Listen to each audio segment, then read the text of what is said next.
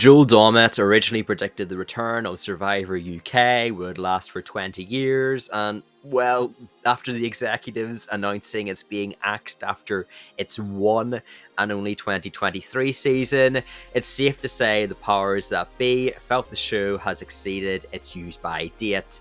But just like an American food company throwing thousands of chemical preservatives into their grub, I wondered if I could make a pitch to extend Survivor UK's shelf life. I grabbed a couple of my buddies, and we're going to discuss why Scotland, Wales, England, and your boys' home country Northern Ireland deserve a second shot. You see, back in the early 2000s, British audiences were already warming up to the idea of reality TV competition shows like Big Brother and I'm a Celebrity, Get Me Out of Here. But Survivor UK was different. It wasn't about watching people live together, it was all about strategy, psychology, and survival in the truest sense. Back in the first two original seasons, brought out in 2001 and 2002, they introduced UK viewers to the art of blindsides, to the tension of hidden alliances, and the drama of tribal councils. For a lot of people, this was their very first taste of high-stakes, strategic reality television, and that's something you don't forget. Think about it, tribal councils weren't just eliminations, they were iconic, tension-filled moments that sparked conversations the next day at school, at work, or maybe down at the pub. Viewers weren't just watching passively, they were debating who made the right move, who's playing too hard, and who's about to get blindsided next. Now, it's true Survivor UK never pulled in the sky-high ratings of massive juggernauts like Strictly Come Dancing or Love Island in the United Kingdom, but here's the point. What it lacked in mass numbers, it made up for more in engagement. The death of loyalty from its core fan base was undeniable, especially in today's streaming-driven market, where engagement and community can mean more than just raw ratings. Just look at what's happening globally. Survivor Australia has exploded in popularity by leaning into complex strategies and bigger-than-life casting. For the first time ever, this year in fact, Survivor AU have done 2 seasons in 1 year, with some of the best ratings ever. A similarly revered international Survivor season in Survivor South Africa built a cult following by showcasing creative twists and brilliant gameplay.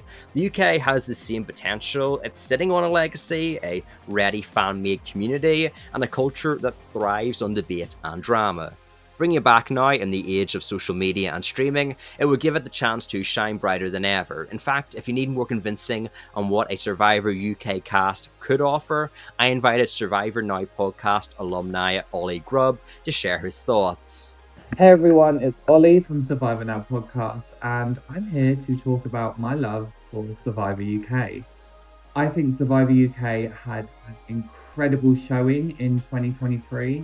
I think we saw some dynamic characters and players, and I think it just deserves another shot. Scheduling could be done a little better, but we shouldn't doubt the fact that we saw some amazing gameplay in some epic blindsides.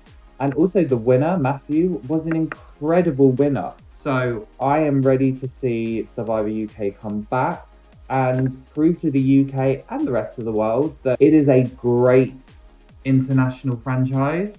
And we shouldn't be slept on because it has the potential to be a strong show here in the UK. Think about it.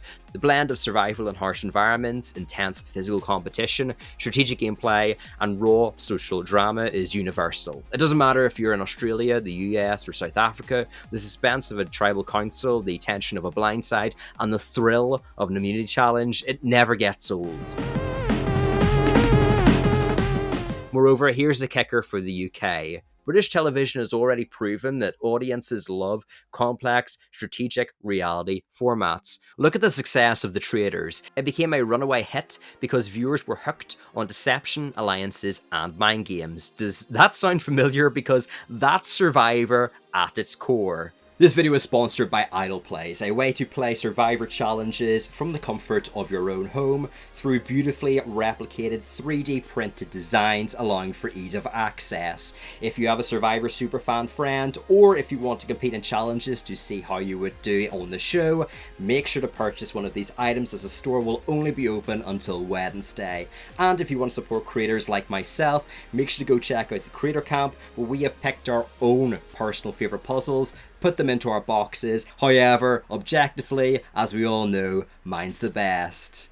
If the traitors can explode into a cultural phenomenon in just a couple of seasons, there's no reason Survivor UK can't carve out the same kind of sustainable niche, especially if it's given time to build its own identity. And let's not forget, British audiences have already embraced other reality TV giants like Big Brother and I'm a Celebrity, Get Me Out of Here. Both rely heavily on social interaction, audience engagement, and big personalities. Survivor combines all of that with added layers of physical endurance and strategy. It's basically the perfect hybrid. Here's the truth. The UK doesn't need to reinvent the wheel to work in Survivor.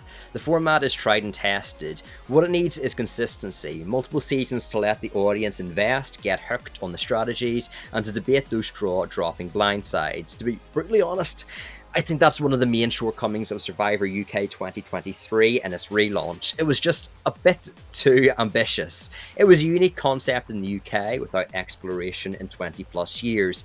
However, for Survivor fans internationally, certain stylistic differences such as the pop music, more comedic and less serious tone, created potential barriers to entry. It doesn't have to be fancy, just good Survivor, and that's how Survivor Australia went from being an underdog rival in 2016 to one of the most celebrated editions in the world today. The UK can absolutely follow on that path.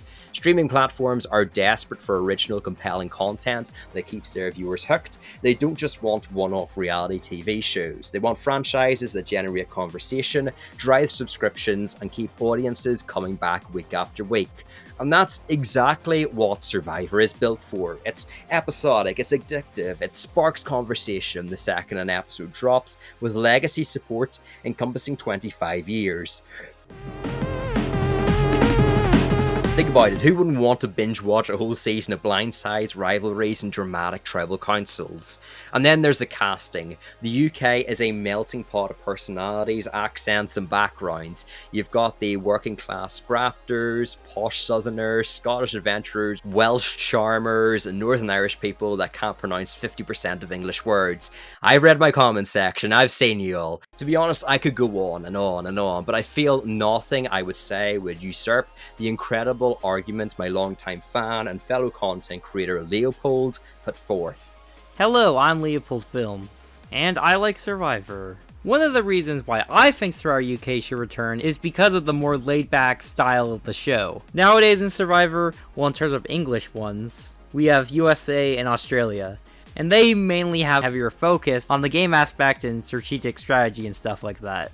Which is my favorite part about Survivor, but I kind of miss the kind of more laid-back edition of Survivor, which is why I really like Survivor UK. They focused a lot more on tree mail, which a lot of people said was boring, but I just thought it was more interesting, because it really built up the characters more and their overall world that they're in. Nowadays, especially with Survivor US, everything's all just blending together. Sure, they're in the same location, but everything goes by so quickly, so I'm starting to confuse moments with other moments. Which is why I like Survivor UK's more laid-back edition. Also, with the more laid-back production style, also leads to less true Survivor fans, which is why on Survivor UK we got a bunch of players that really didn't know much about the game. Which is also something I really like, because it's good to have a mix of players that don't know how to play the game and players that do know how to play the game. So it just made for a good balance. And with having more players that don't know how to play the game, I feel like we get more stronger characters. In Survivor, specifically the US one, it feels like so many of the players, while they're cool to watch on screen, generally are just there to progress in the game, which is what you're supposed to do, but I really like when players are just there for good screen time. So overall, the more laid-back aspect of Survivor UK is why I think it should return.